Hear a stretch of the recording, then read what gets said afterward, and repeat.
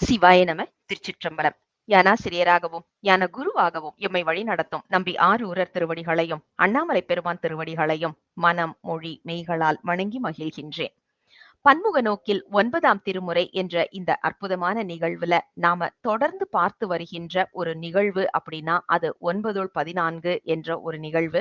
அதாவது 9ஆம் திருமுறையில் 14 சாத்திரங்கள் எங்கெல்லாம் வருது அப்படிங்கிறதை நமக்கு மிக அழகாக எடுத்து சொல்லி வருகின்றார் கடலூரில் இருந்து அருள்ஞானி ஐயாவின் சீடர் சித்தாந்த நன்மணி சுப்பராயன் ஐயா அவர்கள். ஐயா அவர்கள் வந்து தமிழ், அதே நேரம் சித்தாந்தம், அதே நேரம் அணி இலக்கணம் என்று ஒரு பன்முக நோக்குல தான் நிஜமாகவே எடுத்துட்டு போறாங்க. அப்படிப்பட்ட அற்புதமான நிகழ்வுல இன்று 14வது பாகம், அதாவது நம்ம எல்லாருக்கும் மிகவும் பிடித்தமான ஒரு கோயில் அப்படின்னு சொல்ற கங்கை கொண்ட சோலைச்சரம் என்ற திருத்தலத்திற்கு உரித்தான பதிகத்தில் இருந்து 14 சித்தாந்த நூல்கள் சித்தாந்த நூல்களுடைய கருத்துக்கள் எங்கெல்லாம் இருக்கு அப்படிங்கிறத ஐயா அவர்கள் தொட்டு காமிப்பதற்காகவும் சுட்டி காட்டுவதற்காகவும் நம்மோடு இணைந்திருக்கின்றார்கள். ஐயா அவர்கள் நிறைய வகுப்புகள் நடத்திட்டு வர்றாங்க அப்படிங்கிறது நம்ம எல்லாருக்குமே தெரிஞ்ச ஒன்றுதான். அவர்களுடைய யூடியூப் சேனலை நீங்க பார்த்துட்டு வந்தீங்கன்னா அவங்க வந்து திருவாசகம் மிக அழகாக நடத்துறாங்க. அதே நேரம் சித்தாந்த சித்தாந்த நூல்களும் நிறைய சிந்திச்சுட்டு வர்றாங்க. அதுல ரொம்ப பிடித்த ஒரு பாகம் அப்படின்னா, ஒவ்வொரு பாகம் முடிந்த உடனே அதுல ஒரு கேள்வி அ பகுதி ஒண்ணு வருது. அத வந்து யாரெல்லாம் பதில் சொல்றாங்களோ, அவங்களுக்கான அக்னாலெட்ஜ்மென்ட்டையும் மறக்காம அடுத்த வர்ற வகுப்புல அவங்க சொல்லிட்டு வர்றாங்க. அதே நேரம் சரியா பதில் சொல்ற மாணவர்களுக்கு ஒரு பரிசும் கொடுப்பதாக அழகாக அறிமுகம் செய்து, மிக சிறப்பான முறையில நமக்கு ஏன்னா சித்தியார் வந்து ரொம்ப கடினமான ஒரு நூல். அதையும் மிக எளிமையாக நடத்திட்டு வர்றாங்க. அதனால விருப்பமுடையவர்கள் கண்டிப்பாக ஐயாவோடைய யூடியூப் சேனலை சப்ஸ்கிரைப் பண்ணி சித்தாந்தத்தையும் திருமுறைகளையும் நன்றாக உள்வாங்க வேண்டும் என்று உங்கள் எல்லோருக்கும் விண்ணப்பத்தை வைத்து தாமதிக்காமல் ஐயாவிடம் மேடையை ஒப்படைக்கின்றேன். ஐயா சிவாய நம.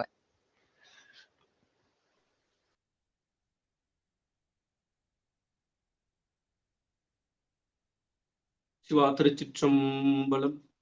எப்பொருட்கண்ணும் மன்னி இலங்கிடும் அறிவாம் ஈசன் அப்படி விளங்குகின்ற தரிதலே சிவன் தனக்கு மெய்ப்படு பூசை மற்றோர் செயலினால் அன்று மெய்யே இப்படி ஞானம் தன்னால் இறைஞ்சிடப்படுவான் ஈசன். அருளாதொழிந்தாள் அடியேனை அஞ்சேல் என்பார் ஆரிங்கு பொருளா என்னை புகுந்தாண்ட பொன்னே பொன்னம்பலக் கூத்தா மருளார் மனத்தோடு உனைப்பிரிந்து வருந்து வேணை வா என்றும் தெருளார் கூட்டம் காட்டாயேல் செத்தே போனால் சிறியாரோ சிரிப்பார் கழிப்பார் தேனிப்பார் திரண்டு திரண்டு உன் திருவார்த்தை விரிப்பார் கேட்பார் மெச்சுவார் வெவ்வேறு இருந்தும் திருநாமம் தரிப்பார் பொன்னம்பலத்தாடும் தலைவா என்பார் அவர் முன்னே நரிப்பாய் நாயேன் இருப்பேனோ நம்பி இனித்தான் நல்காயே. அங்கு இங்கு எனாதபடி எங்கும் பிரகாசமாய் விளங்கும் எல்லாம் அல்ல முழுமுதற் பொருளான சிவபெருமான் திருவருளாலும் 9ஆம் திருமுறை ஆசிரியர்களின் குருவர்களாலும் பன்முக நோக்கில் 9ஆம் திருமுறை என்ற தொடர் ஓராண்டு ஞான வேள்வியிலே இன்று 9-14 பகுதி 14 நாம் சிந்திக்க இருக்கின்றோம்.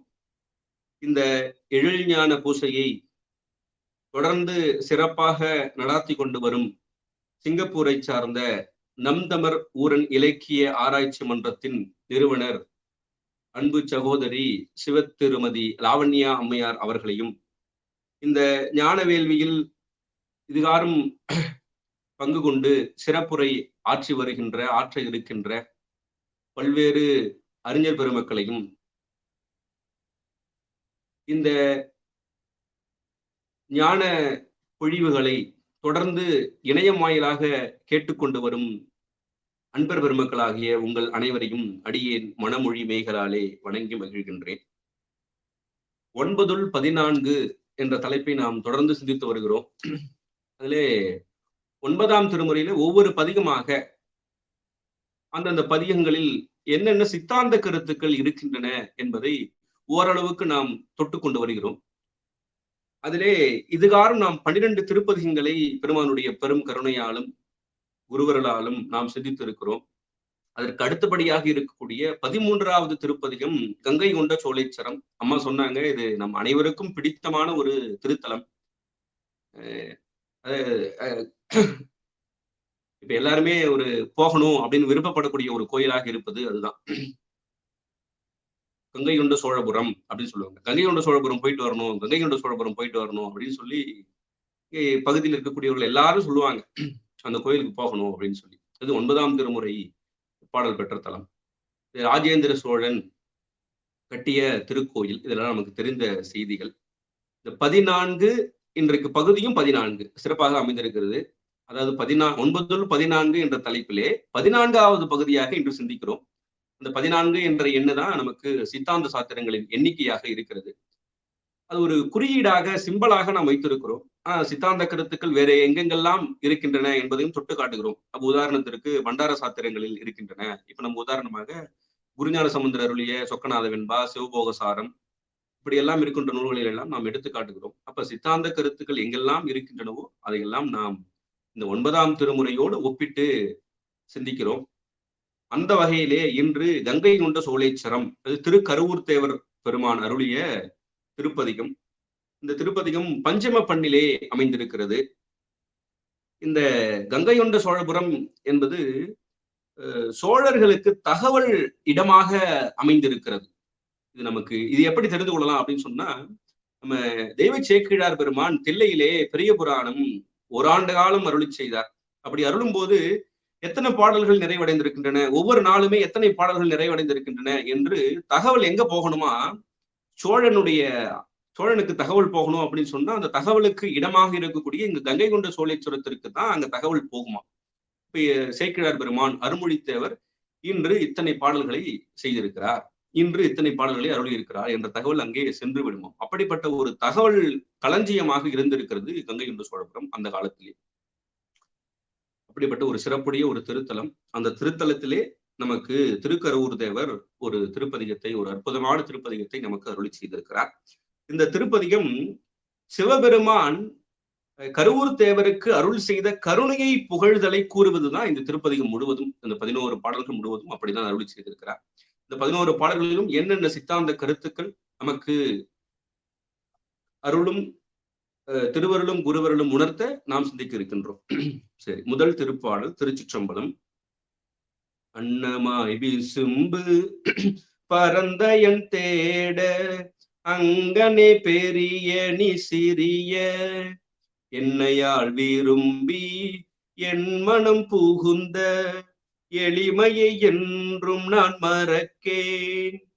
முன்னமாலறியா ஒருவனாம் இருவா முக்கணானார் பெரும் தடம் தோள் கண்ணலே தேனே அமுதமே கங்கை கொண்ட சோழேச்சரத்தானே. திருச்சிற்றம்பலம். இந்த முதல் பாடலிலே அன்னமாய் விசும்பு, அது பிரம்மன் அடிமுடி தேடிய போது பிரம்மன் சென்றதை குறிப்பிடுகிறார். பறந்து அயன் தேட அங்கனே பெரிய நீ சிறிய எண்ணெய், அந்த தொடரை நாம் எடுத்துக்கொள்ள வேண்டும். பெரிய நீ சிறிய எண்ணெய். அப்ப அதுல இருந்து என்ன தெரிகிறது? பெரிய என்பது இறைவனை குறிப்பது, சிறிய என்பது ஆன்மாவை குறிப்பது. அப்ப இது சிவஞான சித்தியார்ல இறைவனும் சித்து பொருள், ஆன்மாவும் சித்து பொருள், இது இரண்டுக்கும் ஒரு பெயர் கொடுப்பார் நம்முடைய அருணந்தி சிவனார். அற்புதமான பெயர். அந்த சிவத்துக்கு என்ன பெயர்னா, இதுவும் சித்து தான், அதுவும் சித்து தான். இது எப்ப இருந்ததுப்பா என்று நீ அன்று நான், நீ என்னைக்கு இருந்தியோ அன்னைக்கே நானும் இருந்தோம். அப்ப இதுவும் அனாதி, அதுவும் அனாதி. அப்ப இரண்டுத்துக்கும் என்ன வேறுபாடு அப்படின்னா, சிவத்துக்கு பெயர் அனாதி முத்த சித்துரு, ஆன்மாவுக்கு பெயர் அனாதி பெத்த சித்துரு. இத சிவஞான சித்தியார்ல பெயர் தருவார் இறைவனுக்கும் ஆன்மாக்களுக்கும். இறைவனுக்கு பெயர் அனாதி முத்த சித்துரு, அதுதான் இங்க பெரிய நீ என்று நம்முடைய கருவூர் தேவர் அருளி செய்தார். அப்ப சிறிய எண்ணெய் ஆன்மாவை குறிப்பிடுகிறார் இல்லையா, அது அனாதி பெத்த சித்துரு. இப்ப இறைவன் ஆண்டான், ஆன்மாக்கள் எல்லாம் அடிமை என்பதை இங்கே குறிப்பிடுகிறார். அப்புறம் என் மனம் புகுந்த எளிமையை என்றும் நான் மறக்கேன், முன்னம் மால் அறியா. அங்க பாருங்க, அதுக்கப்புறம் பாருங்க, ஒரு அற்புதமான தொடரை அமைத்திருக்கிறார். ஒருவனாம், இருவா, இருவர், இருவா, ஒருவனாம், இருவா, முக்கண்ணா, நாற்பெரும் தடம்தோள். சொன்னாங்க இல்லையா அம்மா அணி இலக்கணம்னு. இங்க பாருங்க, எண் அலங்காரமாக அமைத்திருக்கிறார் இந்த தொடரை. 1, 2, 3, 4 இப்படி அமைத்திருக்கிறார் நம்முடைய கருவூர் தேவர். இதுல ஒருவனாம் என்பது எதை குறிக்கிறதுனா ஒப்பற்றவன் என்பது பொருள். அப்போ ஒப்பற்றவன்னா இறைவனுடைய சொரூப நிலையை குறிப்பதுதான் இந்த ஒருவனாம் என்ற ஒரு சொல். அதன் பிறகு இருவா, முக்கணா, நாற்பெரும் தடந்தோள், இது மூன்றுமே இறைவனுடைய தடத்த நிலையை குறிப்பது. சைவ சித்தாந்தகன் கொண்டு பார்க்கும்போது ஒருவனாம் என்பது ஒப்பற்றவன், அந்த ஒப்பற்றவன் என்பது இறைவனுடைய சொரூப நிலையை குறிப்பது. இருவா, முக்கணா, நாற்பெரும் தடந்தோள் என்பது இறைவனுடைய தடத்த நிலைகளை குறிப்பது. அந்த இருவா என்பது சிவமும் சக்தியுமாக விளங்கக்கூடிய நிலை. முக்கண்ணா என்பது அது கருணை காரணமாக இறைவன் செய்யக்கூடிய அந்த செயல். முக்கண்ணன் எதற்காக அது செய்கிறான் என்பதை முந்தைய பதிவுகளில் நிறைய இடங்களை நம்ம பார்த்திருக்கிறோம். சிவஞான சித்தியாரனுடைய பாடலை கொண்டே பார்த்திருக்கிறோம். இந்த நாற்பெரும் தடம் தோள் இதெல்லாம் இறைவனுக்கு சொல்லக்கூடிய அந்த தோற்ற திருவுரு. இது எல்லாமே திருவுரு. இது எல்லாமே இறைவனுடைய தடத்த திருமேனிகள். ஒருவனாம் என்பது சொரூப நிலை, இருவா, முக்கணா, நாற்பெரும் தடந்தோள் என்பது இறைவனுடைய தடத்த நிலை என்பதையும் நாம் தெரிந்து கொள்ளலாம். அதன் பிறகு இதுல அயன் மால் ரெண்டு பேரையுமே சொல்றாரு இல்லையா. முன்னம் மால் அறியா அப்படின்னு சொல்றாரு, அங்க பறந்து அயன் தேடன்னு சொல்றாரு. இதுல இருந்து என்ன தெரிகிறது அப்படின்னு சொன்னா, அயன் மால் இருவருமே நமக்கு எதை புலப்படுத்துகிறாருன்னா, நம்மிடத்திலே இருக்கக்கூடிய அகங்காரம் மமகாரத்தை நாம் போக்கிக் கொள்ள வேண்டும். நாம் அகங்காரம் மமகாரத்தோடு இருந்தால் இறைவன் நமக்கு எட்டமாட்டான், நாம் தேடினாலும் கிட்ட மாட்டான். அப்ப யான் எனது என்று சொல்லக்கூடிய இந்த அகங்காரத்தையும் மமகாரத்தையும் நாம் போக்கிக் கொண்டால், அவன் அருளால் நீக்கிக் கொண்டால் நாம் இறைவனை அடையலாம் என்பதுதான் கருத்து இங்கே சொல்லக்கூடிய. அதனாலதான் அயன்மால் அறியா, அயன்மால் அறியா என்று திருமுறை முழுவதும் சொல்லப்படுவதற்கு காரணம் அதுதான். அதனுடைய தத்துவம் தாத்பரியம் என்ன அப்படின்னு சொன்னா, நம்முடைய யான் எனது என்று சொல்லக்கூடிய அகப்பற்று புறப்பற்று, அதுதான் அகங்காரம் மமகாரம் என்று சொல்லக்கூடிய இதை நாம் நீக்கிக் கொள்ள வேண்டும் என்பதுதான் அதனுடைய தாற்பயம் என்பதையும் நாம் தெரிந்து கொள்ள வேண்டும். அதே போல கடைசி அடியிலே கண்ணலே தேனே அமுதே என்று அருளி செய்திருக்கிறார். எதற்காக இப்படியெல்லாம் கண்ணலே தேனே அமுதே என்று சொல்லும் போது நம்ம ஏற்கனவே சிந்தித்து இருக்கிறோம். இறைவன் எளிமையாக இருக்க தன்மைக்கு ஒரு ஓமையும், அவன் அரியவனாக இருக்கக்கூடிய தன்மைக்கு ஒரு ஓமையும் நமக்கு எடுத்து காட்டுகிறார். இதுல தேனே என்பது இறைவன் எளியவனாக இனியவனாக இருக்கக்கூடியவன், அமுதமே என்பது அரியவனாக இருக்கக்கூடியவன் என்பதை நமக்கு எடுத்து காட்டுகிறார். இன்னும் இதை சொல்லும் போது எப்படி சொல்லலாம், தேனே கண்ணலே அமுதமே இப்படி வைத்துக் கொள்ளலாம். இதுல அமுதம் என்பதுதான் நமக்கு கொஞ்சம் கிடைப்பதற்கு அரிது. அதனால நம்மை போன்ற மும்மலமுடைய சகலருக்கு இறைவன் அமுதமாகவும், இருமலமுடைய பிரளயாகலருக்கு கண்ணலாகவும் கரும்பாகவும், ஒருமலமுடைய விஞ்ஞானகலருக்கு தேனாகவும் இறைவன் விளங்குகிறான் என்றும் நம்ம இதை பொருத்தி நம் காணலாம். சித்தாந்த நோக்கிலே இப்படி காணலாம். ஏன் அதனாலதான் கண்ணலே தேனே அமுதமே, எதை ஒண்ணு சொல்லியிருக்க கூடாதா அப்படின்னு சொன்னா, எதற்காக 3 ஓமைகளை காட்டுகிறார்கள் என்று சொல்லி பார்க்கும்போது, இப்படி இறைவன் கருணை நோக்கால ஒவ்வொரு பக்குவத்திலும் ஆன்மாக்கள் இருக்கின்றன, அந்தந்த பக்குவத்தில் ஆன்மாக்களுக்கு அருள் செய்வதற்காக அவ்வாறு விளங்குகிறான் என்ற கருணை நோக்கு தான் இங்கே சொல்லப்பட்ட ஓமைகள் என்பதையும் நாம் தெரிந்து கொள்ளலாம். சரி, அடுத்த 2வது திருப்பாடல் திருச்சிற்றம்பலம். உள்நெகிழ்ந்துடலம் நெக்கு முக்கண்ணா ஓலமென்றோலம் விட்டோரு நாள் மண்ணில் நின்றளரேன் வழிமொழி மாலை மழலையும் சிலம்படி மூடிமேன் பண்ணி நின்றுருகேன் பணி செய்யேன் ஏனினும் பாவியே நாவியுள் புகுந்தென் கண்ணில் நின்றாகலான் என் கொலோ கங்கை கொண்ட சோலேச்சரத்தானே.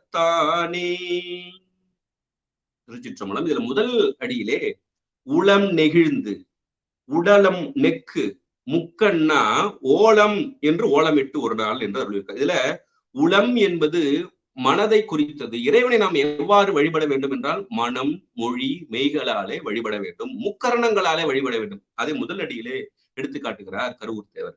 உளம் நெகிழ்ந்து என்பது மனதையும், உடலம் நெக்கு என்பது நம்முடைய காயம் என்று சொல்லக்கூடிய உடம்பையும், அப்புறம் முக்கண ஓலம் என்று சொல்லும்போது ஓலம் என்று ஓலமிட்டு என்று சொல்லும்போது மொழி வாக்கையும் நமக்கு எடுத்து காட்டுகிறார். அப்ப மனம் மொழி மெய்களாலே இறைவனை நாம் வழிபடக்கூடிய நிலையை முதலடிகளை எடுத்து காட்டுகிறார். அப்புறம் இரண்டாவது அடியில சிலம்பு அடி முடிமேல் பண்ணி நின்று உருகேன் என்று அருளி செய்கிறார். அல்லது சிலம்பு என்று சொல்லும் போதே அது இறைவனுடைய திருவடியை தான் குறிப்பது. அது நமக்கு திரு உந்தியார் சாத்திர நூலில் திருவுந்தியார் நூல்கள திருச்சிலம்பின் ஓசை வழியே நிறுத்தனை கும்பிடு என்று உந்தி வர என்று உயவந்த தேவநாயனர் அருளி செய்திருப்பார். அது நம்ம ஏற்கனவே பார்த்திருக்கோம் இந்த பாடலாம்.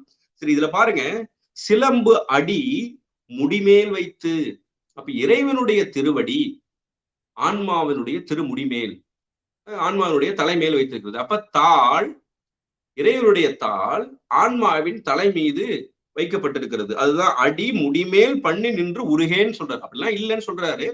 அந்த தாழ் தலை, இது தமிழ்ல அப்படி சேர்க்கும் போது புணர்ச்சியில தாழ் கூட்டல் தலை சேர்க்கும் போது என்ன சொல்லுவாங்க? புணர்ச்சியில தாடலை என்று வரும். தாழ் கூட்டல் தலை தாடலை என்று ஆகும். அதுபோல சிவனும் ஆன்மாவும் கலக்கும் போது அத்துவிதமாய் சேர்ந்து இருக்கக்கூடிய நிலையை தான் இங்க எடுத்து காட்டுகிறார். அதுதான் அடி சிலம்படி முடிமேல் பண்ணி, அப்படி அத்துவிதமாக இருக்கக்கூடிய நிலையை தான் இங்க எடுத்துக்கிறார். அப்படி இல்லை அப்படின்னு சொல்ற, நின்று உருகேன் அப்படி சொல்றாரு. அந்த அத்துவித நிலை தான் இத தாடலை என்பதை நம்முடைய உமாபதி சிவம் திருவருட்பயனிலே இன்புறு நிலை என்ற அதிகாரத்திலே 4வது திருக்குறளிலே அருளி செய்திருப்பார். தாடலை போல் கூடி அவைதான் நிகழா வேற்று இன்ப கூடலை நீ ஏகம் என கொள் என்பது அந்த 74வது திருவருட்பயன் குறள். அங்க தாடலை போல் என்று அருளி செய்திருப்பார். அததான் இங்க சிலம்பு அடி முடிமேல் என்று இங்கே அருளுகிறார். இது நம்ம மாணிக்க வாசகர் நம்ம பாக்குறோம். இன்னைக்கே நம்ம இணையத்துல இன்டர்நெட்ல மாணிக்க வாசகருடைய ஒரு புகைப்படம் தேடனா எப்படி கிடைக்கும்னா, திருப்பரந்துறையில அவர் திருவடி தீக்கை தருவது போலதான் நமக்கு நிறைய கிடைக்கும். அதுதான் அந்த சிலம்பு அடி முடிமேல் வைத்தது என்பதையும் நாம் தெரிந்து கொள்ளலாம். அதுதான் தாழ் கூட்டல் தலை. தாள் என்பது சிவம், தலை என்பது ஆன்மா. இரண்டும் சேர்ந்து அது தாடலை, சிவமும் ஆன்மாவும் சேர்ந்து அந்த அத்துவிதமாக இருக்கக்கூடிய நிலை. இந்த அத்துவிதம் என்பதற்கு என்ன பொருள்னா, 2 பொருள் ஒன்றாக சேருதல். சிவமும் சக்தியும் இருப்பது, சிவம் ஒருவனாம்னு பார்த்தோம் இல்லையா, அது சொரூப நிலை. அங்க சிவம் சக்தியுமாக இருவா என்று வருகிறான் இல்லையா, அது இறங்கி வரக்கூடிய நிலை. நம்பொருட்டு கருணை காரணமாக அது தாதான்மிய சம்பந்தம். அது ஒருமையில் இருமை, இது இருமையில் ஒருமை என்று தமிழில் சொல்லுவாங்க.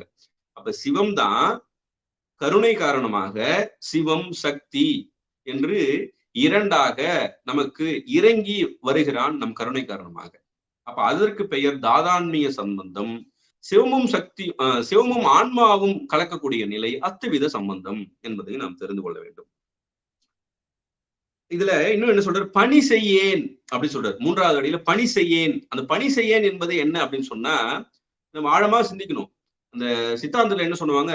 இறைபணி நிற்றல், ஏகனாகி இறைபணி நிற்றல்னு சொல்லுவாங்க. இந்த இறைபணி என்பது என்ன அப்படின்னு சொன்னா, இறைபணி என்றால் நமக்கும் அறிவு இச்சை செயல் இருக்கிறது, இறைவனுக்கும் அறிவு இச்சை செயல் இருக்கிறது. நம்முடைய அறிவும் இறைவனுடைய அறிவோடு பொருந்த வேண்டும். நம்மளுடைய செயலும், நமக்குன்னு ஒரு செயல் வேண்டாம்பா, எல்லாம் அவன் செயல் இருக்கட்டும், நமக்குன்னு ஏதாவது இச்சை வேணும், நமக்கு அது வேணும் இது வேணும் நினைக்க வேண்டாம், இறைவனுடைய இச்சைப்படி நடக்கட்டும், அவன் விருப்பப்படி நடக்கட்டும் என்று நம்முடைய 3 அறிவு இச்சை செயலும் இறைவனோட அறிவு இச்சை செயலோடு ஒன்றி இருத்தல் தான் இறைபணி. அந்த அதுதான் பணி செய்யன்னு சொல்றார். அது மேலோட்டமா நம்ம உழவார பணி, இப்படி இந்த பணி அந்த பணி எடுத்துக்கொள்வது, ஆழமாக இப்படிதான் சிந்திக்க வேண்டும் சைவ சித்தாந்த கண்ணோடு பார்க்கும்போது. அதுதான் இறைபணி நிற்றல் என்பதையும் நாம் தெரிந்து கொள்ளணும். சரி, இப்ப அடுத்தது 3வது திருப்பாடல், திருச்சிற்றம்பலம். அற்புத தெய்வம் இதனின் மற்றுண்டே அன்பொடு தன்னை அஞ்செழுத்தின் சொற்பதத்துள் வைத்து உள்ளமல்லூரும் தொண்டருக்கென் திசை கனகம் பற்பத கூவையும் பைம்பொன் மாளிகையும் பவளவாயவர் பனை மூளையும் கற்பக பொழிலும் முழுதுமாங்கங்கை கொண்ட சோலேச்சரத்தானே. திருச்சிற்றம்பலம். முதல்ல அற்புத தெய்வம் இதனின் மற்ற உண்டே, உண்டோன்னு கேட்கிறார். சிவபெருமான் போல ஒரு அற்புத தெய்வம் வேற எங்கேயாவது இருக்கிறாங்களா அப்படின்னு கேட்டா இல்ல அப்படின்னு தான் சொல்லணும். இறைவன் பாரபட்சம் இல்லாதவன். நம்ம யாரையும் மற்ற கோட்பாடுகள் இருக்கக்கூடிய குறை சொல்லல. சிவபெருமான் ஒருவனே முழுமுதற் கடவுள். அதனாலதான் இதை சொல்றாரு, அற்புத தெய்வம் அப்படி சொல்றாரு. அற்புத தெய்வம் இதனின் மற்றும் உண்டே அப்படின்னு சொல்லும் போது சிவஞான சித்தியார்ல சிவபெருமான் வணக்கம் என்று சொல்லக்கூடிய ஒரு பாடலை அருளி செய்திருப்பார் அந்த திருவிருத்தம். அதுல முதல்ல என்ன சொல்லுவாரு அருணந்தி சிவம்னா, அறுவகை சமயத்து ஓர்க்கும் அவ்வவர் பொருளாய். யாரு? சிவபெருமான். சிவபெருமான் எப்படி இருப்பாராம்? அறுவகை சமயத்து ஓர்க்கும். ஓர்க்கும்னா ஆராய்தல் என்பது பொருள். ஆராய்தல் என்பது பொருள். அவ்வவர் பொருளாய் அப்படின்னு சொல்லும் போது, நீங்க கடவுளே இல்லை அப்படின்னு சொல்லக்கூடிய உலோகாயுதர் இருக்காங்க, அவர்களுக்கும் சரி, நம்ம ஏற்கனவே சொல்லியிருக்கோம், அந்த 4 வகை சமயங்கள், புறப்புற சமயம், புறச்சமயம், அகப்புற சமயம், அகச்சமயம், ஓன்லி 6 சமயங்கள் இருக்கும். 4 6 24 சமயங்கள் இருக்கும். அந்த புறப்புற சமயத்துல லாஸ்ட்ல இருப்பது உலோகாயுதர், அகச்சமயத்துல மேல இருப்பாங்க. இங்கிருந்து கீழ்நிலையிலிருந்து அந்த உலோகாயுதர் முதல் 24 என்று சொல்லக்கூடிய அகச்சமயத்துல கடைசியாக இருக்கக்கூடிய சமயங்கள் அனைத்து ஆன்மாக்களுக்கும், எல்லா சமயத்தில் இருக்கக்கூடிய ஆன்மாக்களுக்கும் அவ்வவர் பொருளாய் இறைவன் அருளை வழங்குகிறான். என்ன பொருள்? எல்லா உயிர்களுக்கும், எல்லா ஆன்மாக்களுக்கும் இறைவன் ஐந்தொழில் புரிகிறான். இந்த ஆன்மா நமக்கு சைவ சமயத்தை சார்ந்து இருக்கிறது. அதனால இந்த ஆன்மாவிற்கு மட்டும் நாம் 5 வழி புரியலாம். அந்த ஆன்மா கடவுளே இல்லைன்னு சொல்லுது, இல்ல வேற்று மதத்தை சார்ந்து இருக்கிறது, அதனால அந்த ஆன்மாவுக்கு நம்ம 5 வழி புரிய வேண்டாம், இப்படி எல்லாம் ஒதுக்குவதே இல்லை. அதனாலதான் இறைவனை அற்புத தெய்வம்னு சொன்னார். இப்படி ஒரு அற்புத தெய்வம் வேற எங்க இருக்கும்? சலமிலன் சங்கரன் அப்படின்னு முதல்ல சொன்னார். அப்ப இப்படிப்பட்ட ஒரு அற்புத தெய்வம் அனைத்து ஆன்மாக்களுக்கும் 5 வழி புரியக்கூடியவனாக விளங்கக்கூடியவன் சிவபெருமான். இது மற்ற சமயம் போல இது ஒரு தனி சமயமே இல்லை. இதை நம்ம பலமுறை சொல்லியிருக்கோம். தாய்மானவரும் சொல்லுவாரு, சமயம் கடந்த நிலையில இருக்கக்கூடியது தாய் சமயம். இந்த உலகத்திலே இருக்கக்கூடிய சமயங்கள் அனைத்திற்கும் தாய் சமயமாக விளங்கக்கூடியது நம்முடைய சைவ சமயம். ஏன் அப்படின்னு சொன்னா, சைவ சமயத்தினுடைய கருத்துக்கள் அதுல கொஞ்சம் கொஞ்சமா ஒவ்வொரு சமயங்களிலும் அங்கங்க இருக்கும். இதெல்லாம் சேர்த்தா இறைவனுடைய அந்த சைவ சமயம் தாய் சமயமாக கடந்து விளங்கக்கூடியது. அருவம் மட்டும் இறைவன் இருக்கிறான்னு ஒரு கோட்பாடு சொல்லுகிறது என்றால், நாம் சைவ சமயமா அதான் சொல்லுது, இறைவன் அருவமாகவும் இருக்கிறான் சொல்கிறது. ஆனால் இறைவன் அருவமாக மட்டும் இல்லை. உருவம் அருவம்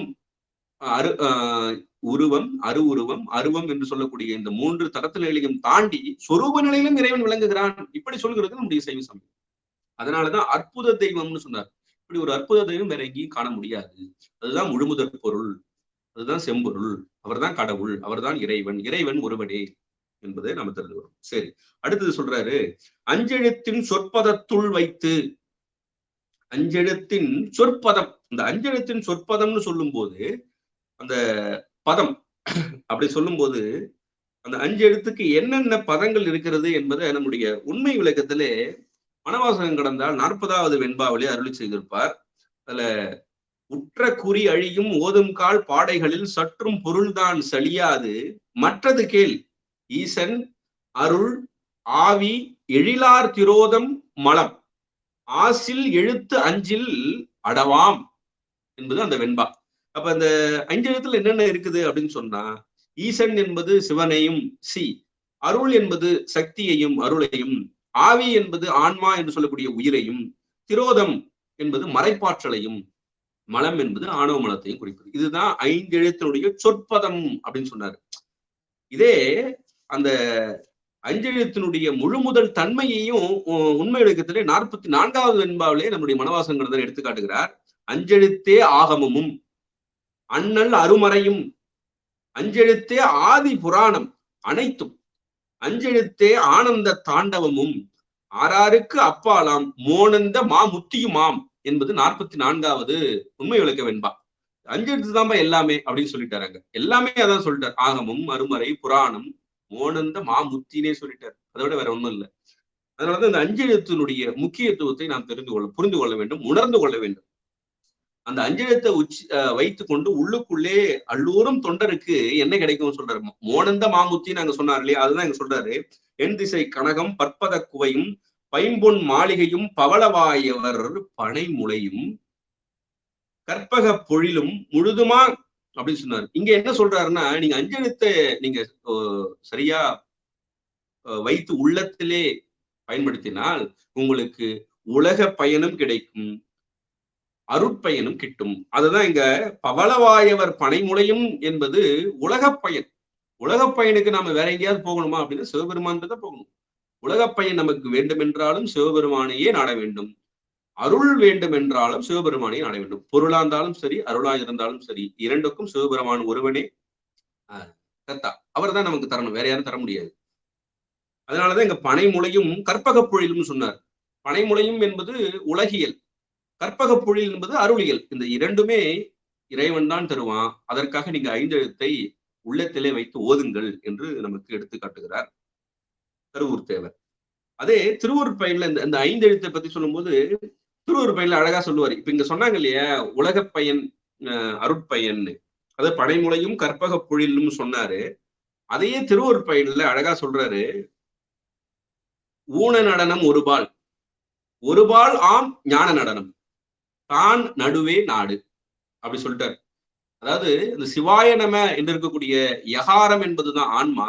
நாம் அந்த சிவ என்பதை நாடினால் நமக்கு அருள் கிட்டும், நம என்பதை நாடினால் நமக்கு உலகவாதனை கிட்டும். இரண்டுமே இருக்குப்பா, நீ அதை நாடிக்கொள் அப்படின்னு சொல்றாரு. தான் நடுவே நாடு என்று சொல்லிவிட்டார். அதுதான் ஆன்மாக்களுக்கு பிறப்பை விளைவிக்கும் திரோதானமும் மலமும் அது நம ஒரு பக்கத்துல இருக்குது. மோட்சத்தை உதவும் சிவமும் சக்தியும் ஒரு பக்கத்துல இருக்கு சிவ. ஆன்மாவாகிய தான் நடுவில் உள்ளது. இது ரெண்டையும் தெரிந்து கொள்ப்பா, நீ உணர்ந்து கொள் என்று நமக்கு காட்டுகிறார். அப்ப இந்த ஐந்தெழுத்தை மனதிலே இருத்தினால் நமக்கு உலகப் பயனும் கிட்டும், அருட்பயனும் கிட்டும். சில சொல்லுவாங்க இல்லையா, சிவபெருமானை வழிபட்டா மோட்சம் கிடைக்குமாமே, முத்தி கிடைக்குமாமே அப்படின்னு சொல்றாங்க இல்லையா. சிவபெருமானை வழிபட்டால் உலகப் பயனும் கிட்டும், அருட்பயனும் கிட்டும். ரெண்டுமே கிட்டணும்னா அவரை மட்டும்தான் நீங்க வழிபட வேண்டும். அங்க திருவருட் பயனிலையும் சொல்லியிருப்பாரு, அந்த அருள் நூலும் ஆரணமும் அல்லாதும் ஐந்தின் பொருள் நூல் தெரிய புகும். அங்க உண்மை எழுத்துல எப்படி எல்லாமே இது ஆகமும் ஐந்தெழுத்து தான், அருமறையும் ஐந்தெழுத்து தான், மௌனந்த மாமுத்தின்னு சொன்னார்ல, அதே போல இங்கேயும் 81 அந்த அஞ்செழுத்து அருள்நிலை என்ற திருப்பதிகத்திலே முதல் குறளிலே அருளி இருப்பார். அருள் நூலும் ஆரணமும் அல்லாதும் ஐந்தின் பொருள் நூல் தெரிய புகும் ஐந்தெழுத்தை பத்தி உமாபதி சிவமும் இங்கே அருளி இருப்பார் என்பதையும் நாம் பார்க்கலாம்.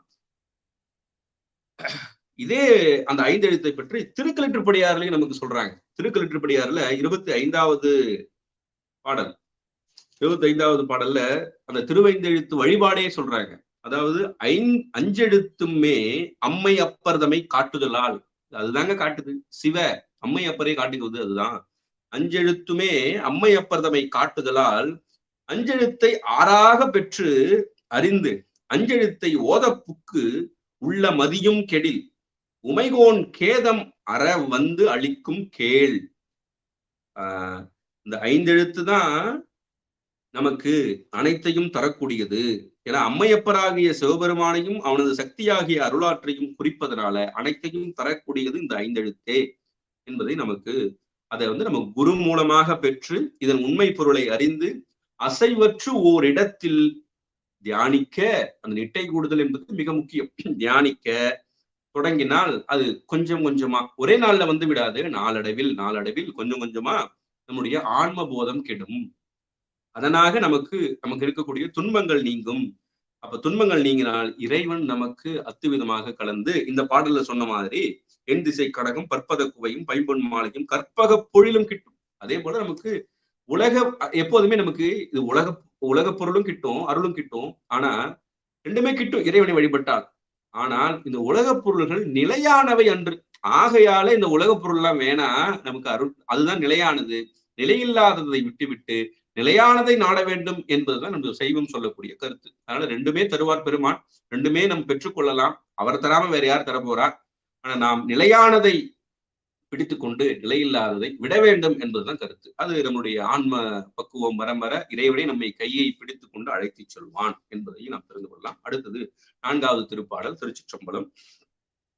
ஐய பொட்டிட்ட அழகு வாழ் நூதலும் அழகிய விழியும் வெந்நீரும் சைவம் விட்டிட்ட சடைகளும் சடை மேல் தரங்கமும் சதங்கையும் சிலம்பும் மெய்கொள் என் திக்கும் கண்டனின் தொண்டர் முகமலர்ந்திரு கண்ணீர் அரும்ப கைகள் முட்டிக்கும் என்களோ கங்கை கொண்ட சோலேச்சரத்தானே.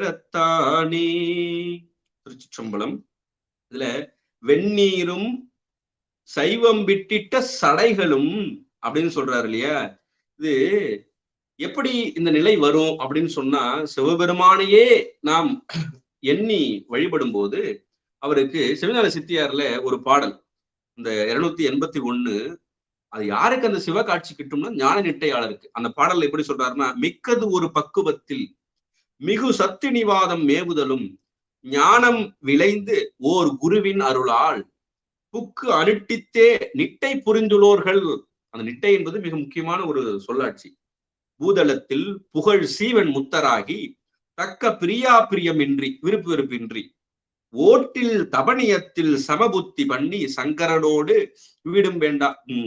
அப்பர பெருமானுக்கெல்லாம் வந்து இது உழவார பணியில பொன் பொருள்லாம் வந்து சில எல்லாத்தையும் குப்பன்னு சொல்லி தரனார் இல்லையா? அது போல தபனியத்தில் சமபுத்தி பண்ணி சங்கரனோடு ஒக்க உறைந்து இவர் அவனை அவன் இவரை விடாதே உடந்தையாய் சிவன் தோற்றம் ஒன்றுமே காண்பர். அந்த சொல்லுதான் நமக்கு முக்கியம். சிவன் தோற்றம் ஒன்றுமே காண்பர்.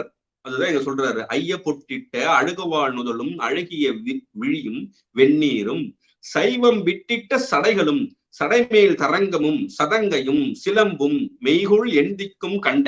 இப்படி யார் அது காண முடியும்? சிவன் தோற்றம் ஒன்றுமே காண்பர். அது அந்த நிலையில இருக்கக்கூடிய சிவன் தோற்றம் ஒன்றுமே காண்பர்.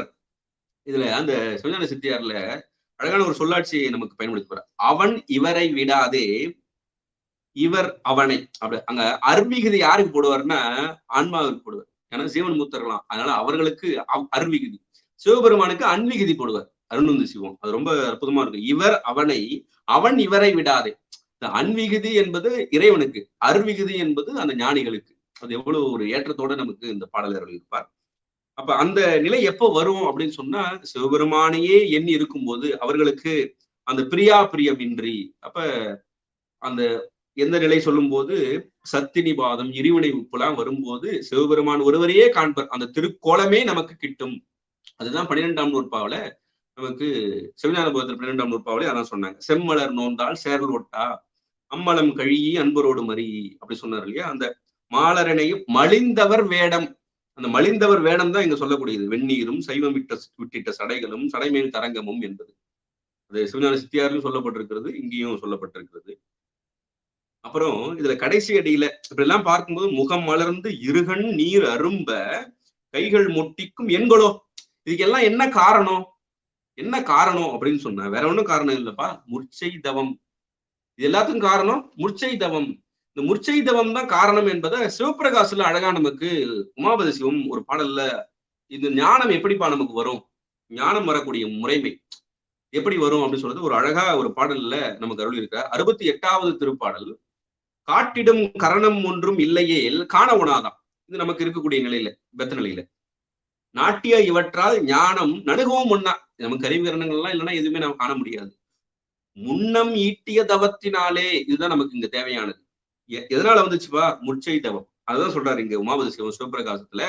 முன்னம் ஈட்டிய தவத்தினாலே இறையருள் உருவாய் வந்து, குருவாய் வருவார், இறையருள் உருவாய் வந்து கூட்டிடும் இவற்றை நீக்கி குறைகளில் குறுகுமாறே என்பது அந்த திருப்பாடல். அது என்ன சொல்றாரு?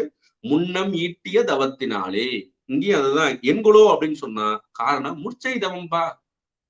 ஞானசமுத்திரம் 3 வயசுல எப்படி ஞானப்பால் பருகினார் அப்படின்னு சொன்னா அது சாமுசித்தர். அவர் முற்ஜென்மாக்களிலே சரியாகிரிய யோகங்களை முடித்து விட்டார் என்பது நம்ம படிக்கிறோம் இல்லையா? அதேதான் இங்க காரணம். அப்ப அவர் அப்படிப்பட்டவர்களுக்கு தான் இந்த நிலை வாய்க்க பெறும். முர்ச்சை தவம் என்பது முக்கியம். அதனால இந்த பிறவியில நாம் தவத்தை மேற்கொள்ள வேண்டும். முர்ச்சை நமக்கு என்ன தெரியாது. அப்ப இந்த பிறவியில நாம் தவம்னா வேற ஒண்ணும் இல்லை, சரியை கிரிய யோகம். சரியாய கிரியா யோகம் தான் தவம். நம் சைவத்தை பொறுத்தவரை ஏதோ போய் காட்டிலே மலையில நிற்கணும் என்பது பொருள் என்று அதை நாம் மேற்கொள்ள வேண்டும் என்பதை தெரிந்து கொள்ள வேண்டும். அடுத்தது 5வது திருப்பாடல். சுருதிவானவனாம் திருநெடுமாலாம் சுந்தர விசும்பின் இந்திரனாம் பருதிவானவனாம் படர்சடை முக்க பகவனாம் ஆக உயிர்காமுதாம் எருதுவாக நாம் எயில்கள் மூன்றேரித்த ஏறு சேவகனுமாம் பின்னும் கருதுவார் கருதும் உருவாம் கங்கை கொண்ட சோழேச்சரத்தானே. முதல்ல சுருதிவானவனாம் வேதம், அது பிரம்மாவை குறித்தது. திருநெடுமாலாம் திருமாலை குறித்தது. படர்சடை முக்கட் பகவனாம் அவ யாரை குறிக்கிறது என்றால் உருத்திரனை குறிக்கிறது. அதாவது சாரூபம் பெற்ற ஆன்மா சிவபெருமானை போலவே முக்கன் பெற்று விளங்கும். இப்ப சுருதிவானவன் என்பது பிரம்மா, திருநெடுமால் என்பது காத்தல் தொழிலை செய்யக்கூடிய திருமால், இங்க படசடை முக்கட் பகவன் என்பது அழித்தல் தொழிலை செய்யக்கூடிய உருத்திரன். மூன்றுமாக சிவபெருமான் விளங்குகிறான் என்ற ஒரு சைவ சித்தாந்த கருத்தை இந்த இடத்துல நமக்கு வெளிப்படுத்துகிறார் கருவுறுத்தவர். எப்படி அப்படின்னு சொன்னா, எப்போதுமே நமக்கு சுத்தமாயை அசுத்தமாயை என்று இரண்டு நிலை சைவ சித்தாந்தத்திலே சொல்லப்படும். அந்த சுத்தமாயில ஐந்தொழிலை யார் புரிகிறார்கள், அசுத்தமாயில யார் ஐந்தொழிலை புரிகிறார். அசுத்தமாயை சொல்லும் போது அசுத்தமாயை, அதன் பிறகு கீழே பிரகதி மாயை இதெல்லாம் வரும். அனந்தேஸ்வரர், ஸ்ரீகண்ட ருத்ரர், இது ஒரு பக்கம் இருக்கட்டும். அசுத்தமாயையில் ஐந்தொழில் புரிபவர்கள் யார் என்று சொன்னால் ஆன்ம வர்க்கத்தினர். ஆன்ம வர்க்கத்தினர் தான் திருமால், பிரம்மன், உருத்திரன் இப்படி வருவாங்க. அதனாலதான் 100 கோடி பிரம்மணர் நுந்தினர் 6 கோடி நாராயணன் அங்கனே அப்படின்னு அப்பர் பெருமான் நமக்கு அருளி செய்கிறார். ஆனா இதே சுத்தமாயில யார் ஐந்தொழிலை புரிகிறார் என்று சொன்னால் சிவபெருமானே ஐந்தொழில் புரிகிறார். அதனால என்ன சொல்லுவாங்க, அதுக்கு டேர்ம் பெயர் என்ன சொல்லுவாங்கன்னா, சுத்தமாயில் இறைவனே புரிவதால், இறைவன் யார், சம்பு, சம்புவே அங்கே ஐந்தொழிலை புரிவதால் அது சம்புபட்சம் என்று அழைக்கப்படும். இங்கே இறைவன் ஆணைக்கு இணங்க, இறைவன் ஆணைக்கு இணங்க தான், அது ரொம்ப முக்கியமான வார்த்தை. இறைவன் ஆணைக்கு இணங்க அசுத்தமாயில் ஆன்மாக்கள் இந்த ஐந்தொழிலை புரிவதால் இங்கு அணுபட்சம் என்று அழைக்கப்படும். அணு என்று சொன்னால் உயிர். உயிர்களே, ஆன்மாக்களே, பக்குவம் பெற்ற ஆன்மாக்களே அந்த பதவிகளில் வரும். அதனால அப்ப இறைவனே வானவன், சுருதிவானவனாம், பிரம்மனாம், திருமாலாம், உருத்திரனாம் என்று சொன்னால் சம்புபட்சத்திலே இறைவன் ஐந்தொழில் புரிகிறான் என்ற கருத்தை இங்கே வெளிப்படுத்துகிறார். இன்னும் அதை எல்லாவற்றுக்கும் பொருத்தி பார்க்கும்போது சுருதிவானவனாம், நெடுமாலாம், சுந்தர விசும்பின் இந்திரனாம், பருதிவானவனாம் சூரியன், சூரியனை சொல்றாரு, அங்க இந்திரனை சொல்றாரு. இப்படியெல்லாம் சொல்லும் போது எல்லா தேவர்களையும் இயக்குபவன் சிவபெருமான் ஒருவனே என்ற கருத்தையும் நாம் தெரிந்து கொள்ளலாம். அப்போ எல்லாமாகவும் அவன் இருக்கிறான் இல்லையா, அப்ப அனைத்து தேவர்களையும் இயக்குபவன் சிவபெருமானே என்பதை நாம் தெரிந்து கொள்ளலாம். அதுல என்ன சொன்னாரு, அக உயிர்க்கு அமுதாம்னு சொன்னார். இந்த அக உயிருக்கு அமுதாம் என்பது, அக உயிர் என்பது என்ன அப்படின்னு சொன்னா, தனது உண்மை நிலையை உணரும் ஞானிகள் தான் அக உயிர்கள். தனது உண்மை நிலையை உணரும் ஞானிகள் தான் அக உயிர்கள். அந்த அக உயிர்களுக்கு முத்தியை அளிக்கிறான் இல்லையா சிவபெருமான், அந்த முத்தியை அளிப்பதால் அவன் அமுதம், அவன் அமுதமாக சொல்லப்படுகிறான். அது நம்முடைய சிவபோக சாரத்தில் 125வது பாடல்ல நம்முடைய குருஞான சம்பந்தர் ஒரு பாடல் அருள் செய்வார். என்பா தனை அறியார் ஈசன் தனை அறியார். இங்க சொன்னார் இல்லையா, அந்த அக உயிர்க்கு அமுதாம் சொன்னார். அக உயிர்னு சொன்னா நம்ம என்ன சொன்னோம், தனது உண்மை நிலையை உணரும் ஞானிகள். அந்த உண்மை உணரும் ஞானிகள் எப்படி இருப்பாங்கன்னு இங்க சிவபோக சாரத்தை சொல்றாரு. தனை அது நெகட்டிவ்ல சொல்றாரு, எதிர்மறையில. தனை அறியார் ஈசன் தனை அறியார். அப்ப தன்னை அறிந்தால் ஈசனை அறியலாம் என்பது பொருள். அப்ப தனை அறியார் ஈசன் தனை அறியார், பாச வினை அறியார், அதையும் தெரிஞ்சு கொள்ள முடியாது. ஆனந்தம் மேவார், ஆனந்தம் கிட்டாது. தன்னை அறியும் சிட்டர் தமக்கு இல்லாத தீங்கு உரைப்பர், கொல்லாத துட்டர் தமக்குள்ள தொழில் என்பது அந்த வெண்பா. அதுல முப்பொருள்களின் இயல்புகளையும் நாம் தெரிந்து கொள்ளலாம். அதுதான் குறிப்பு. அந்த உண்மையால் உணர வேண்டும். அப்படி உணரக்கூடியவர்கள் தான் அக உயிர். அப்படிப்பட்ட அது தனது உண்மை நிலையை உணர்ந்தவர்கள், அவர்கள் தான் அக உயிர். அவர்களுக்கு இறைவன் அமுதம் போன்று அந்த முத்தியை அளிப்பான் என்பதை இங்கே வெளிப்படுத்துகிறார். அதுதான் சிவபோக சாரத்துல தன்னை அறியார் ஈசன் தன்னை அறியார். அப்ப தன்னை அறிந்தால் இறைவன் அறியலாம்னா, அங்க அந்த முத்தியினுடைய ப்ராசஸ் நிலையில ஆன்மாவை ஒரு அறியும் போது, தன்னை அறியும் போதுதான் அதற்கு நான் பிரம்மம் என்ற நிலை வரும். அததான் பசு ஞானம்னு சொல்றாங்க. அந்த நிலையை கடக்க வேண்டும். அந்த நிலையை கடந்து இது நம்மால எதுவும் ஆவதில்லைப்பா, அவன் அருளால தானே இது வழங்கி இருக்கிறான் என்று நினைக்கும் போது அந்த நிலையும் கடக்கும் போது இறைவனையும் நாம் அறியலாம். அப்ப முப்பொருள்களின் உண்மையை நாம் அறிய முடியும். இதெல்லாம் ஒரு அந்த அல்டிமேட்டாக இருக்கக்கூடிய ஒரு ஸ்டேஜ். அதனாலதான் இங்க சொல்றாரு அக உயிர்க்கு அமுதாம். அப்ப தன்னை உணர்ந்த தத்துவ ஞானிகள் முன்னை வினையின் முடிச்சை அவிழ்ப்பர்னு திருமூலர் அங்கே அருளியிருப்பார். பின்னை வினையை பிடித்து பிசைவர் அப்படின்னு சொல்லுவார். அப்ப அவர்களுக்கு வினைகள்லாம் இருக்காது என்பது நம்ம அடுத்தடுத்த பாடல்களையும் அந்த கருத்தை சிந்திக்க இருக்கிறோம். இங்க அக உயிர் என்பது அந்த ஞானிகள், தன்னை உணர்ந்தவர்கள். தன்னை உணர்ந்தால் இறைவனையும் உணரலாம், இறைவனை உணர்ந்தால் முப்பொருளை உணரலாம். அப்ப எது உண்மை பொருள், எது பொய் பொருள் என்று தெரிந்து கொண்டு அந்த ஆனந்தத்தை மேவலாம். அதனாலதான் அமுதுன்னு சொன்னார். அப்படிப்பட்ட ஞானிகளுக்கு அமுதம் போன்றவனாக பேரின்பமாக இருக்கக்கூடியவன் சிவபெருமான். அதுதான் அமுதாம்னு சொன்னாரு.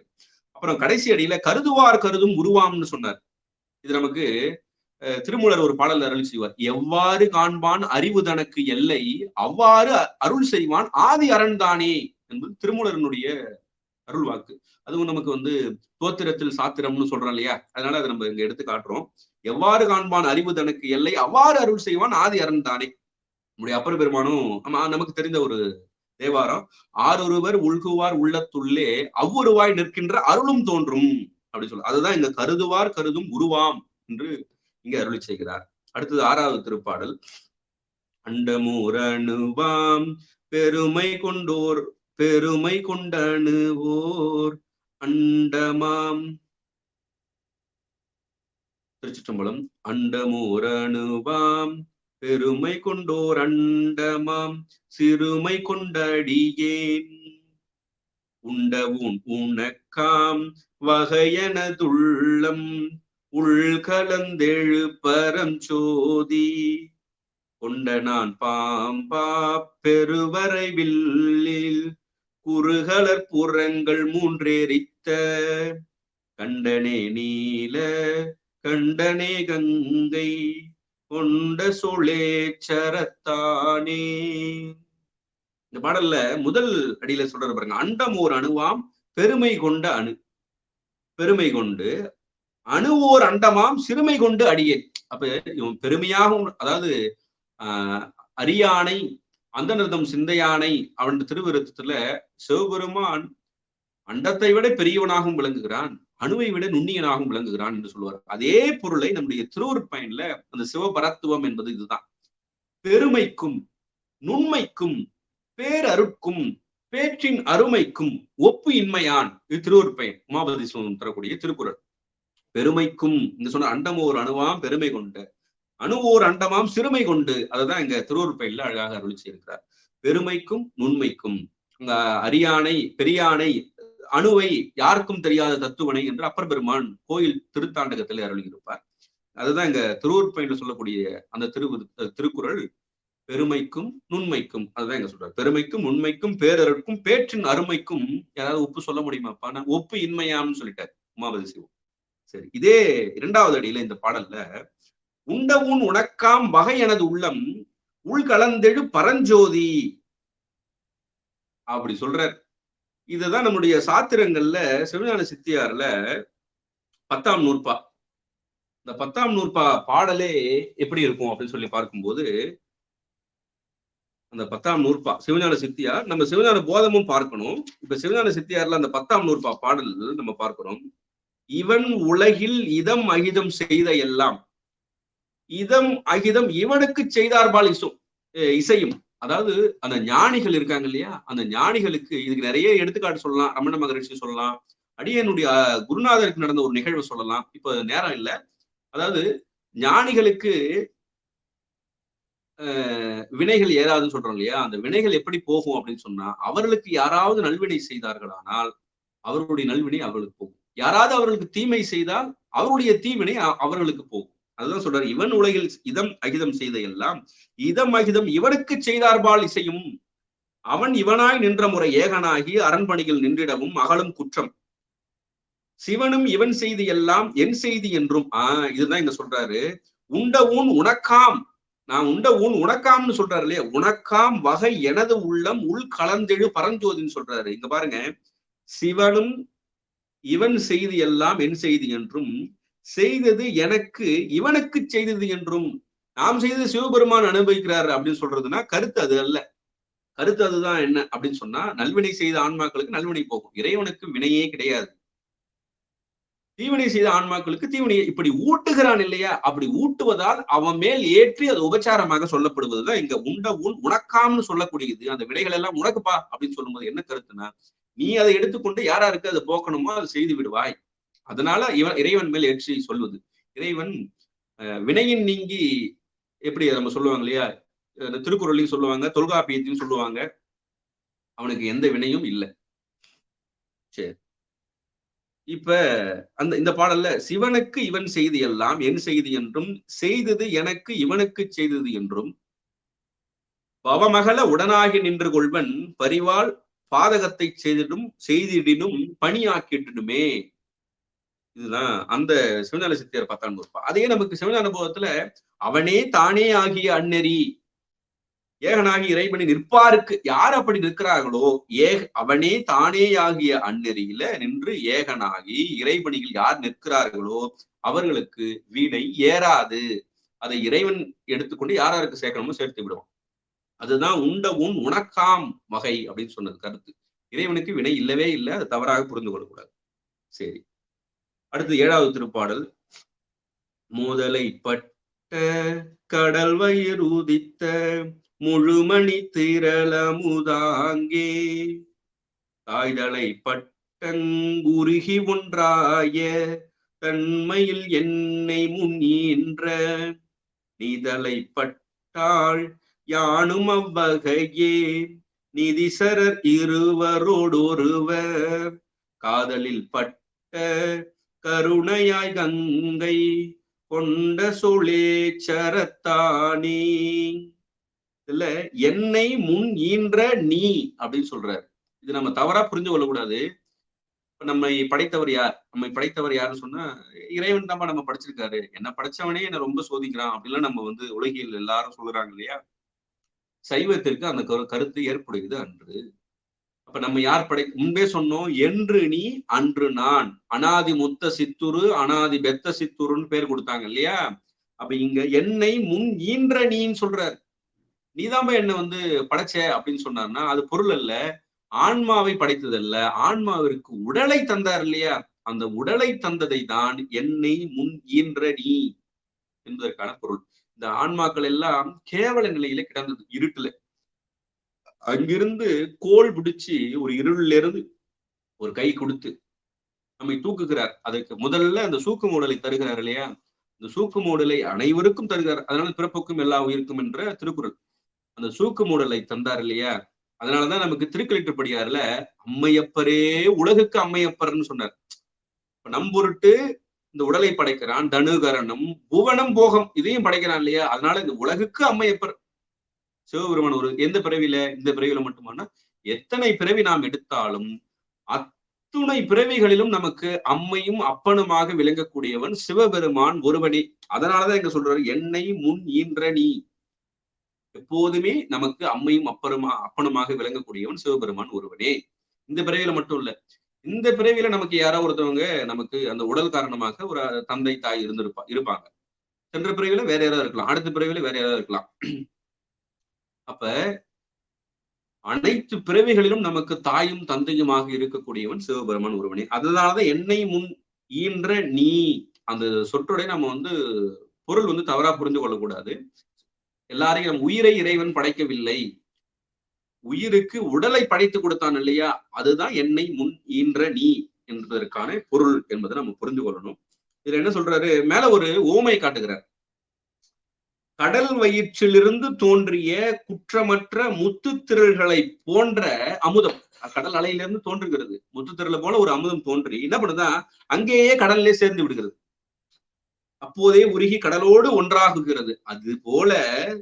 அதுபோல கேவல நிலையில இருந்தோம் இல்லையா, அங்க இருந்து நீ நேரா அங்க சேர்த்திருக்க கூடாதோ. இது சொக்கநாத வெண்பாவில கூட கேட்பாங்க, எல்லாமே உன் இஷ்டம் தான், யார்ப்பா உன்னை கேட்கறது, உன் திருவருள் ஒத்தாசைகின்ற யாருமே எதுவுமே செய்யறது இல்லை. அதே சொக்கநாத வெண்பாவில 59வது பாடல், அந்த 59வது வெண்பாவில ஒரு அருள் இருக்கிறார்.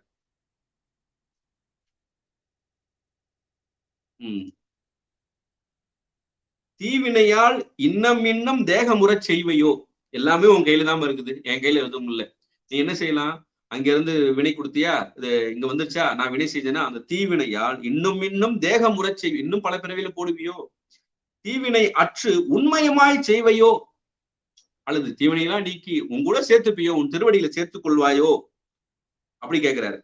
இன்னபடி மேல் விளைவது என்று அரிதா விதமாய் எனக்கு ஒண்ணு இல்லப்பா, அன்னையே சொக்கநாதா என்று அந்த அதே சொக்கநாத வெண்பாவில 62வது பாடல்ல வெண்பாவில சொல்றாரு, எல்லாம் உனது பதம், எல்லாம் உனது செயல், எல்லாம் உனது அருளே என்று இருந்தால் பொல்லாத மா துயரம் நீங்கும் மருவும், பொல்லாத மா துயரம் நீங்கும் மருவும் உனதடிக்கே ஆதரவாய் சொக்கநாதா என்று அங்கே எல்லாமே இஷ்டம் தான்பா. யார் உன்னை கேள்வி கேட்கறது? உன்னை யாராவது கேள்வி கேட்க போறாங்களா? எல்லாமே உணர்வு. அப்ப அதனால எப்படி அந்த கடல் அலையிலிருந்து ஒரு முத்துத்திரள் தோன்றி அங்கேயே கடல்லே சேர்ந்து அங்கே உருகி கடலோடு கலந்ததோ, அதே போல என்னை படைத்தாய், எனக்கு இந்த தனுகரண போகங்களை எல்லாம் தந்தாயே, அப்பொழுதே எனக்கு என்னுடைய வினைகளை எல்லாம் நீக்கி உன் திருவடிகளில் இணைத்துக் கொள்ளக்கூடாதா? எல்லாம் உன் இஷ்டம் தானப்பா, யார் கேட்க என்ன உன்னை யார் கேட்க போறா அப்படின்னு சொல்வது போல இங்கே அமைத்திருக்கிறார். அந்த சொக்கநாத வெண்பா பாடலோடு நமக்கு பொருந்தி வருகிறது.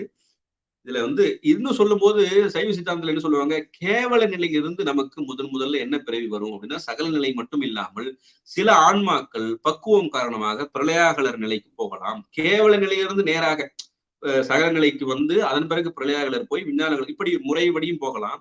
கேவல நிலையிலிருந்து பிரளயாகலராக போகலாம், கேவல நிலையிலிருந்து விஞ்ஞானகலராக போகலாம், கேவல நிலையிலிருந்து எந்த நிலைக்கும் போகலாம், அந்த ஆன்மாவினுடைய பக்குவத்தை பொறுத்து. அந்த ஆன்மா எப்படி பக்குவமா இருக்குன்னு யாருக்கு தெரியும்? சிவபெருமான் ஒருவனே அறிவான். அப்ப அவனுக்கு மட்டும்தான் எந்த ஆன்மா எந்த பக்குவத்தில் இருக்கிறது என்பது தெரியும். அதற்கு தகுந்தவாறு அவன் அருள் செய்வான். அதனால நீ அப்பவே நீ என்னை உன்னுடைய திருவடியில் சேர்த்துக் கொள்ளலாமே என்று கேட்கிறார். அதுதான் இந்த கருத்து. அதுல என்னை முன் ஈன்ற நீ அப்படின்னா உயிரை இறைவன் படைக்கவில்லை என்ற கருத்தை நம்ம ஆழமா புரிந்து கொள்ள வேண்டும். நமக்கு உடலை படைத்து கொடுத்தவன் தான் இறைவன். அதனாலதான் அம்மையப்பரே உலகுக்கு அம்மையப்பர் என்பது சாத்திரம். திருக்குறள். சரி, 8வது திருப்பாடல். தத்தையங்கனையார் தங்கள் மேல் வைத்த தயாவை 100,000 கூறிட்டு அத்திலங்கொரு கூர் உன் கண் வைத்தவருக்கு அமருலகம் அளிக்கும் நின் பெருமை பித்தனென்றொரு கால் பேசுவரேனும் பிழைத்தவை பொறுத்தருள் செய்யும் கைத்தளம் அடியேன் சென்னி மேல் வைத்த கங்கை கொண்ட சோலேச்சரத்தானே. இங்கே ஒரு அழகான ஒரு ஓமையை காட்டுகிறார்.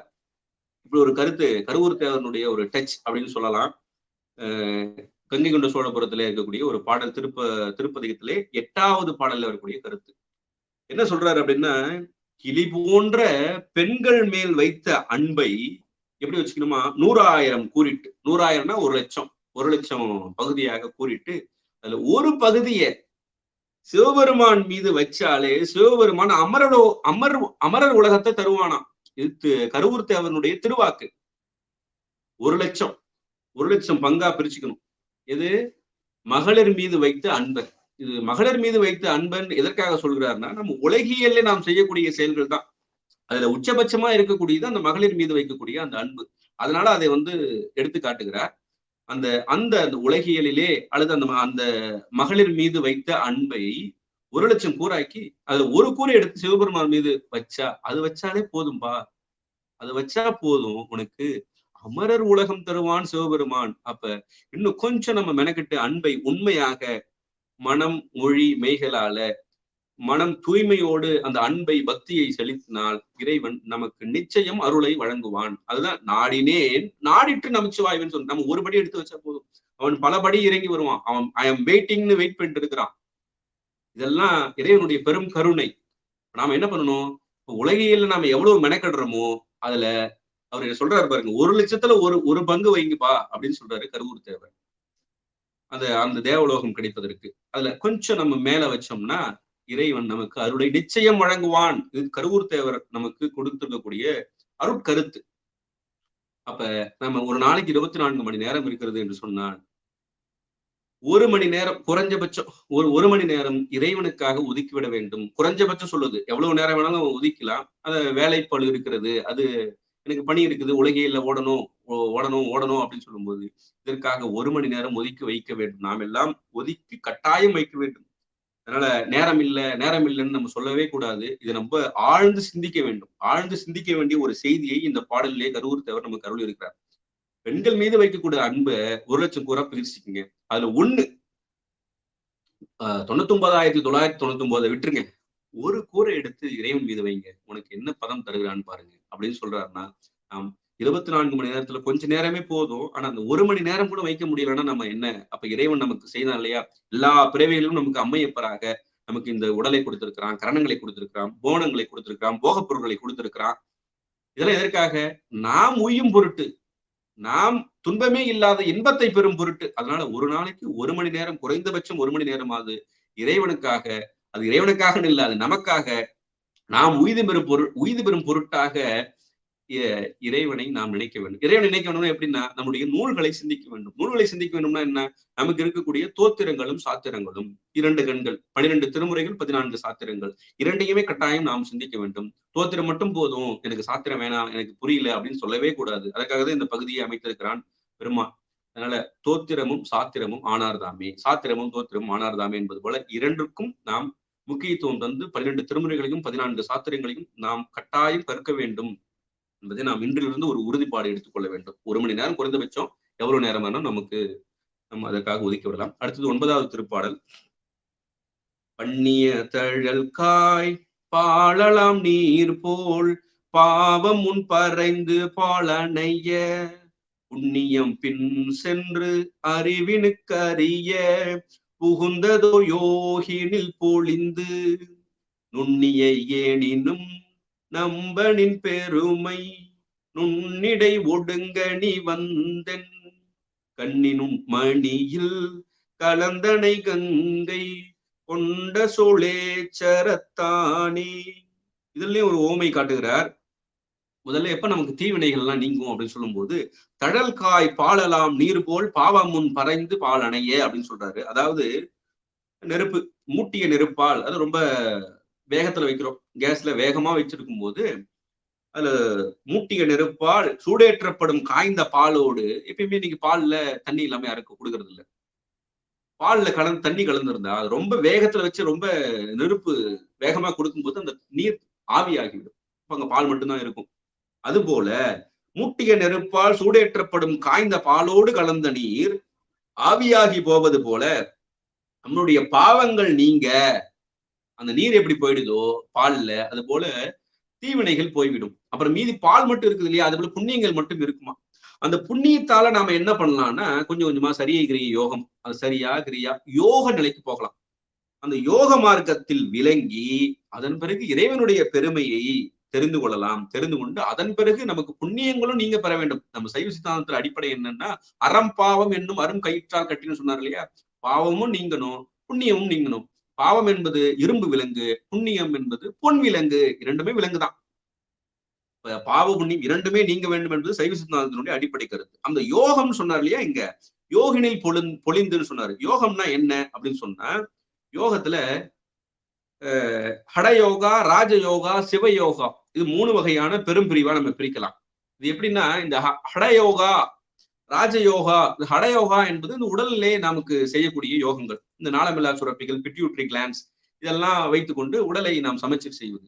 ராஜயோகா என்பது என்ன அப்படின்னு சொன்னா, நமக்கு ராஜா யாருன்னா, நம்மையே கட்டுப்படுத்துவது எதுனா மனம் தான்.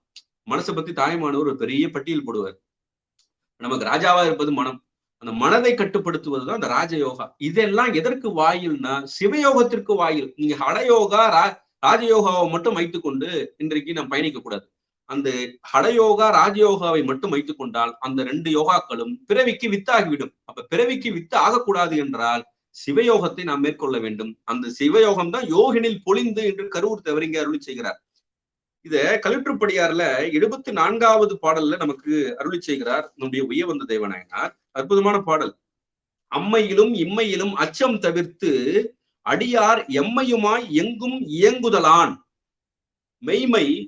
இதுதான் ரொம்ப முக்கியம். சிவயோகமே யோகம், அல்லாத யோகம் அவயோகம் என்றே அறின்னு சொல்லிட்டார். அப்ப இந்த அடயோகா, ராஜயோகாலாம் அவயோகம். ஏன் அவயோகம் அப்படின்னு சொன்னா, அது பிறவிக்கு வித்தாகிவிடும், ஆகையால் அது அவயோகம். அப்ப பிறவியை நீக்கக்கூடியது சிவயோகம். அந்த சிவயோகத்தை நாம் மேற்கொண்டால் அம்மையிலும் இம்மையிலும் நமக்கு வினைகள் இருக்காது. அதுதான் இங்க பாவம் நீங்கி தண்ணீர் போய் அப்புறம் அந்த புண்ணியம் காரணமாக தான் இங்க வருகிறோம். இப்ப ரெண்டுமே நீங்கி விடணும். பாவம் புண்ணியம் ரெண்டுமே போனால் அந்த யோகம் கிட்டும். யோகம் என்பது சிவயோகம். சிவயோகத்தால் நாம் ஞானத்தை பெறலாம், சிவஞானத்தை பெறலாம் என்பதையும் நாம் இந்த பாடலிலிருந்து தெரிந்து கொள்ளலாம். அடுத்தது 10வது பாடல். அங்கை கொண்ட அமரர் மலர்மழை பொழிய அடிச்சிலம்பலம்ப வந்தொரு நாள் உங்கை கொண்டடியேன் சென்னி வைத்தென்னை உய்ய கொண்டருளினை மருங்கில் உங்கை கொண்டனுக்கும் கொடியிடை காணில் கொடியல் என்ற விற்சடை மூடிமேல் கங்கை கொண்டிருந்த கடவுளே கங்கை கொண்ட சோழேச்சரத்தானே. இதுல அடிச்சிலம்பலம்ப அது திருவுந்தியார்ல நம்ம பார்த்தோம், திருச்சிலம்பு ஓசை வழியே நிறுத்தனை கும்பிடி என்று. அதற்கு ஈக்குவலண்டான திருக்கலிற்றுப்படியார்ல ஒரு பாடல் நமக்கு உயர்ந்த தேவனை அருளி செய்திருப்பார். அது என்ன அப்படின்னு சொன்னா 33வது வெண்பா.